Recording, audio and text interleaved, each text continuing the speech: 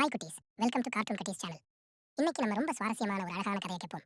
வாங்க வீடியோக்குள்ள போலாம். அதுக்கு முன்னாடி நம்ம சேனல் சப்ஸ்கிரைப் பண்ணாதவங்க சப்ஸ்கிரைப் பண்ணிக்கோங்க. பக்கத்துல இருக்கிற பெல் பட்டன் கிளிக் பண்ணிக்கோங்க. அப்பதான் நம்ம சேனல்ல வர எல்லா வீடியோவும் மிஸ் பண்ணாம பார்க்கலாம். வாங்க கதைக்குள்ள போகலாம். கிராமத்தில் வசித்த ஒரு விவசாயி இருந்தார். அவர் மிகவும் உழைப்பாளி மற்றும் நேர்மையானவராக இருந்தார். அவருக்கு ஒரு சிறிய நிலம் இருந்தது. அதில் அவ்வளவாக பயிர் விளைவித்தார். அவர் படிப்படியாக வளர்ந்து தன் குடும்பத்தை பாதுகாத்து வந்தார். ஒரு நாள் அந்த விவசாயி தன் நிலத்தில் வேலை செய்து கொண்டிருந்த போது மண்ணில் பொக்கிஷம் ஒன்று கிடைத்தது. அதில் தங்கம் மற்றும் வைரம் இருந்தது. அதை பார்த்த விவசாயி மிகவும் ஆச்சரியப்பட்டார். ஆனால் அவர் உடனே அதனை எடுத்துவிடாமல் அது யாருடையது என்பதை கண்டறிய முயன்றார். விவசாயி அந்த பொக்கிஷத்தை கையெழுத்து வைத்து அருகில் உள்ள கிராமத்துக்கு சென்றார். அங்கு தற்காலிகமாக இருந்த அரசரிடம் அவர் அந்த பொக்கிஷத்தை ஒப்படைத்து, இது எனக்கு சொந்தமில்லை, இதை யாரோ இழந்திருக்கிறார்கள், தயவு செய்து இது யாருடையது என தெரிந்து கொண்டு அவருக்கு இதை திருப்பிக் கொடுங்கள் என்று கூறினார். அரசர் விவசாயியின் நேர்மையையும் உண்மையையும் கண்டு மிகவும் மகிழ்ந்தார். உங்கள் நேர்மை மிக உயர்வானது. இந்த பொக்கிஷம் உங்களுக்கு தான் உரியது.